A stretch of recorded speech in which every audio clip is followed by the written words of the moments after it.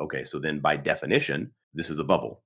So then we look at what happened in 2000 with that kind of scenario. Not to say that it's exactly the same, but it is very similar in a lot of ways. We've got overvaluation. The whole market, the whole stock market's overvalued at, I think, 44 times earnings is what we're at now. And an AI bubble bursting plus correction that would need to happen with other companies that are essentially being pulled up by that whole thing with the AI boom.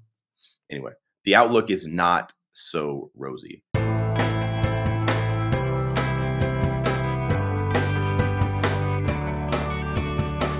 Hey, what's going on, everybody? Welcome back to the Land Development Podcast. I am your host, Ryan Glick. We have an industry news episode for you today, and joining me, as always, is Charles Covey. Charles, how's it going? Hey, hey. Well, we've got a few different topics to dig into today. A couple of those that we're not really going to dive into too much is the government shutdown, which is still going on. And I saw this morning that it's officially the third longest government shutdown in history. I assume you've been following that to see how how that's been going and the fact that it's still going. They've had some attempts to stop it, but it's been blocked every time. Yeah, it seems like a chunk of this is political theater, like a lot of things that happen in DC. I didn't realize how many government shutdowns had happened in the past. So I was doing some research on this, and this happened a whole bunch of times. I knew of the last two or three, and then started digging into this. There's a dozen or more that have happened over time, all different kind of context around them. But using AI to kind of model out what the potential situations were, they're in recess, I think, right now, maybe until next week, and so it looks like, according to Grok, early November is probably the most realistic solution on the early side, and it could go longer.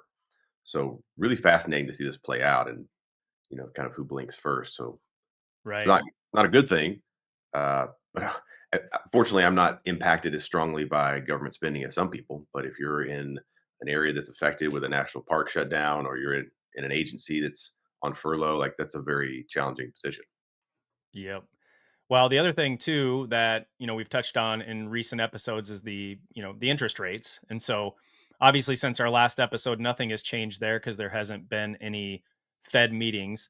The next meeting is October 28 and 29, and then December 9 and 10 for the remainder of this year. So no new updates there with Fed interest rates. But I did see, I don't know if you saw this, but there was Jerome Powell came out and essentially admitted that they didn't do things like they should have done things differently, basically leading up to Didn't this. see And so I this. yeah, so I thought that was interesting. I should have included that as an article here. But what we are going to cover today is we've got some multifamily that we're going to talk about. We're going to dig into what level of a mortgage rate would we need to get to in order to make housing affordable in many of the communities. And then we're going to finish out with some home builder sentiment. So, with that said, let's go ahead and get into our first article here, which comes to us from CRE Daily. Headline reads: Multifamily distress escalates amid rising capital inflows. From this article, investor capital is flowing heavily into the multifamily sector, tightening spreads on loans as more money chases deals.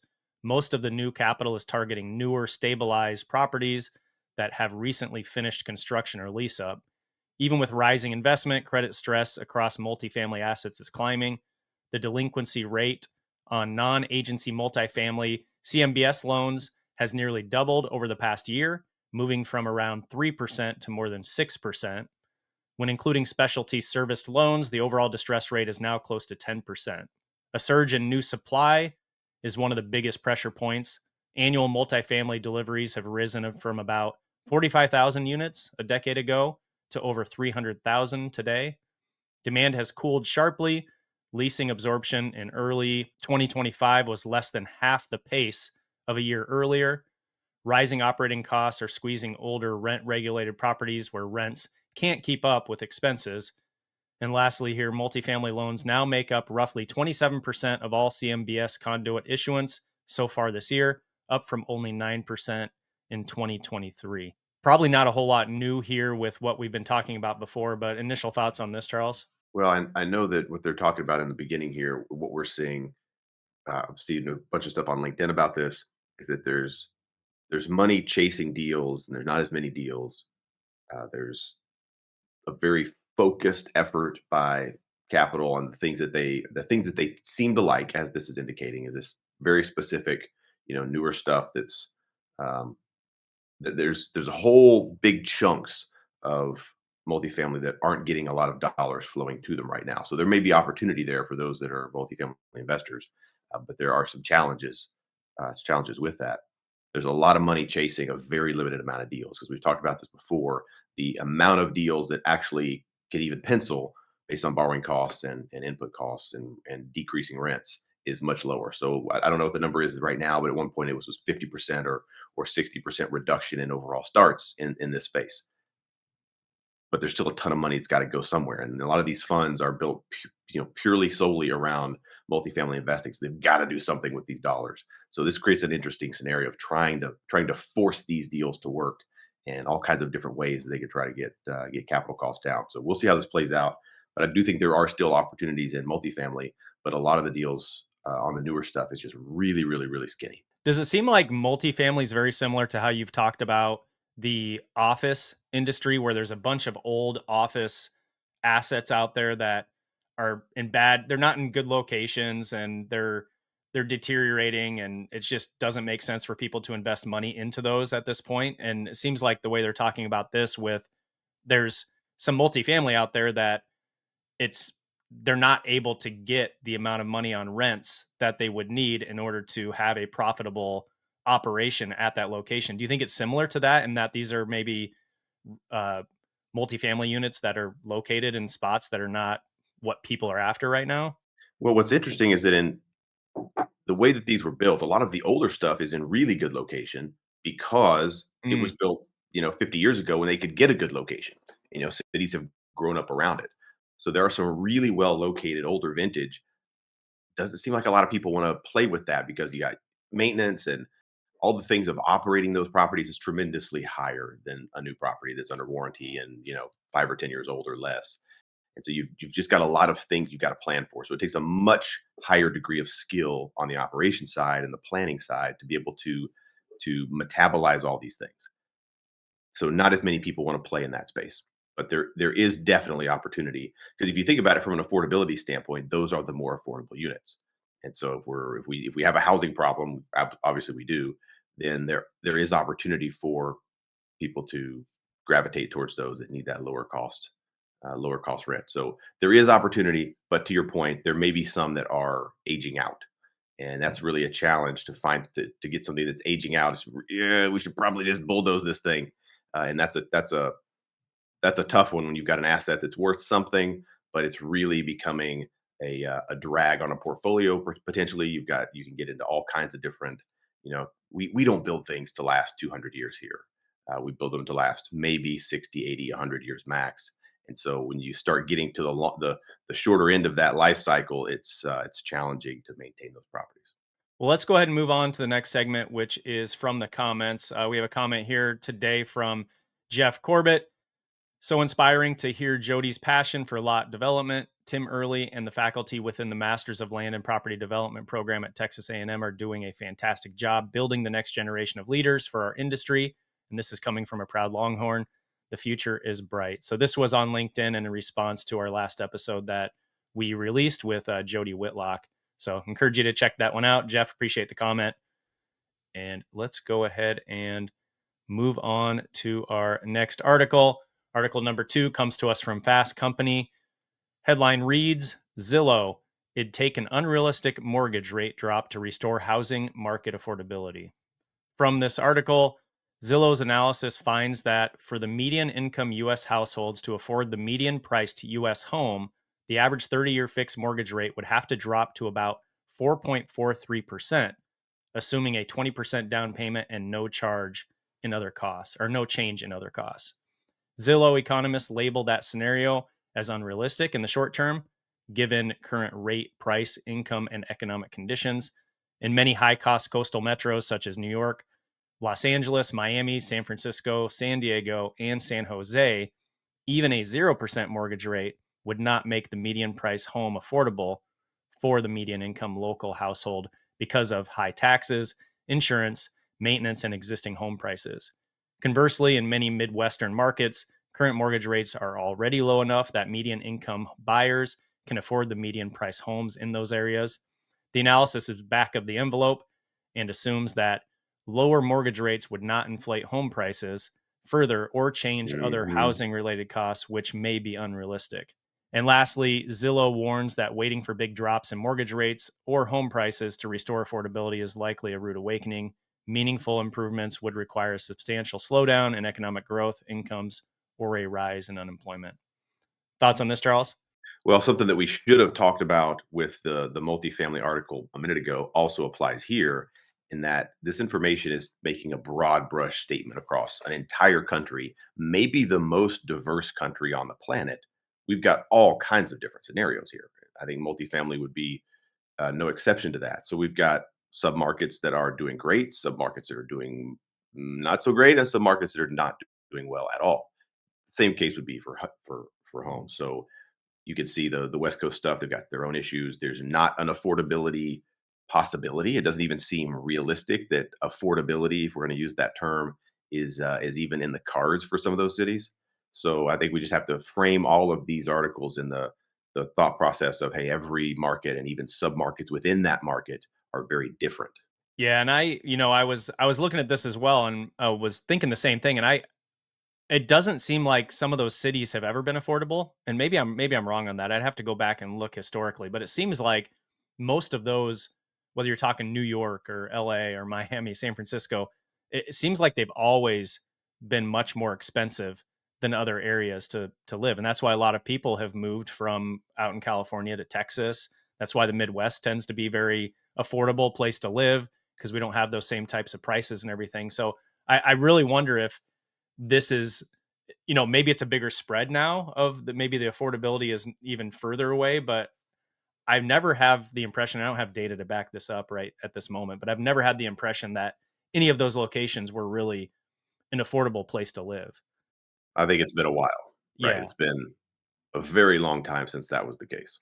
Yep. Yep. But I think the bottom line in this, and the article actually says it, is it's a 4.43% rate is not going to happen anytime soon or It ever. doesn't seem like that's in the cards in the near future. Maybe ever, right? That would be it would be debatable if we thought that this number would ever happen again. Yeah. We'll see what happens here, but I don't know that this is a good sign for us. Maybe it sheds light on looking for markets where it is more affordable, because you're actually going to have buyers who can buy the product that you actually build, versus going to some of these markets where it's going to take a 4.43% mortgage rate in order for someone to be able to afford a home. Knowing that that's not realistic, then you probably have to be careful building in some of those markets, or overbuilding, I should say. Mhm. All right, well, let's go ahead and jump into our last article here. Article number 3 comes to us from Reuters. Headline reads: U.S. homebuilder sentiment hits 6-month high. Economy uncertainty clouds housing outlook. The National Association of Home Builders Wells Fargo Housing Market Index rose 5 points in October to a reading of 37, its highest since April.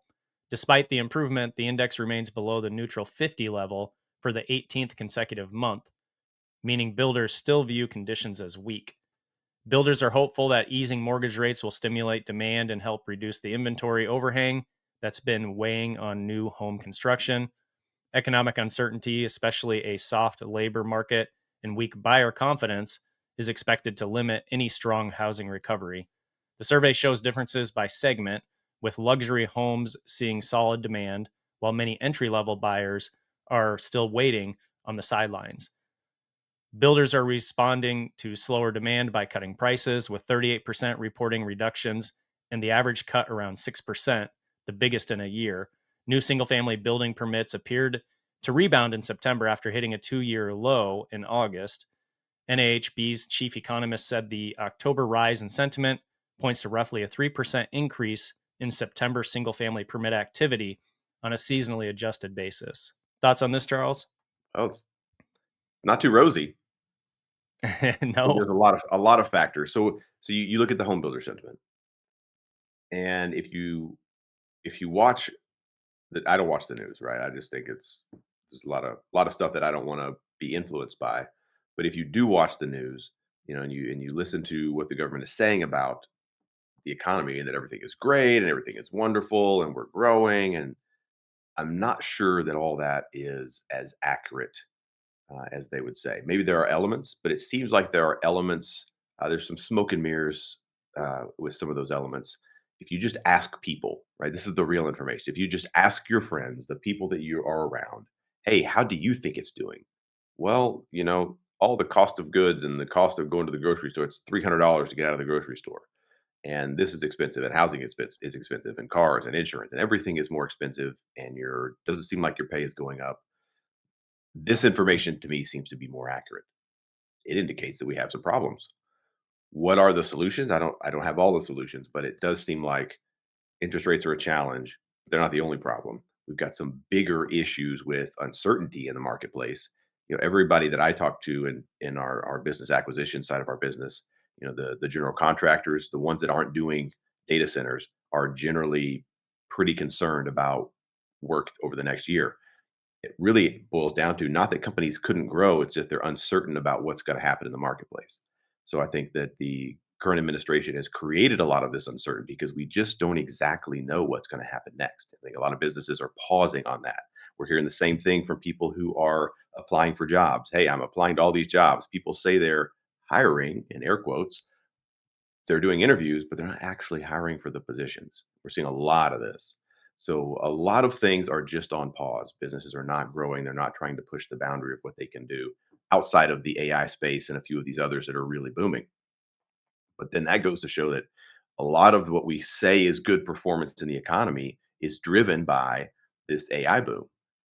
Problem is those aren't backed up by they're not backed up by income, Right. right? So let's say we've got I think the numbers that I read were 20 billion is about the total revenue of the AI space. But based on the inputs that are going in and the valuations, they would need to be doing 350 or 400 billion in revenue to actually be going concerns. Well, how are we going from 20 million a year to 400 million a year in revenue in these companies? I don't see that happening at all, maybe even ever. Maybe there's a point of somewhere down the line where this is possible, but it's not in the near term. Okay, so then by definition, this is a bubble. So then we look at what happened in 2000 with that kind of scenario. Not to say that it's exactly the same, but it is very similar in a lot of ways. We've got overvaluation. The whole market, the whole stock market's overvalued at I think 44% or 44 times earnings is what we're at now. The long-term trend line would be 17 times earnings. So certainly there would be the potential of a correction and an AI bubble bursting plus correction that would need to happen with other companies that are essentially being pulled up by that whole thing with the AI boom.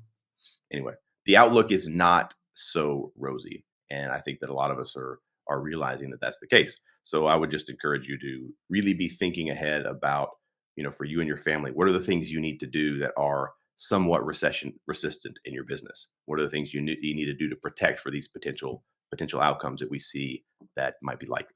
Yeah, and the thing that stood out to me, and the reason I wanted to include this in our episode today, especially after the prior article that talked about the what the mortgage rate would have to get down to, is that we have builders out there who are hopeful that interest rates are going to drop enough to get people to start buying homes. But then on the flip side, we have analysis being done that says there's going to be some areas where the price is never going to, the rate's never going to get low enough to where the median income earner can afford a median price home. It's just not, it's not realistic. And so it feels like you said, we're at a little bit of an impasse here of what are we going to see happen? Is the Fed really going to lower rates? And then we know what's going to happen if they lower rates too fast is we're going to continue to see more inflation. And if that happens, then prices are just going to go up. So it's like what, yeah. And so then people are still not going to be able to afford anything. It's going to be, yeah, it's just not, it's not looking good, I guess I should say. And I don't want to be all doom and gloom here.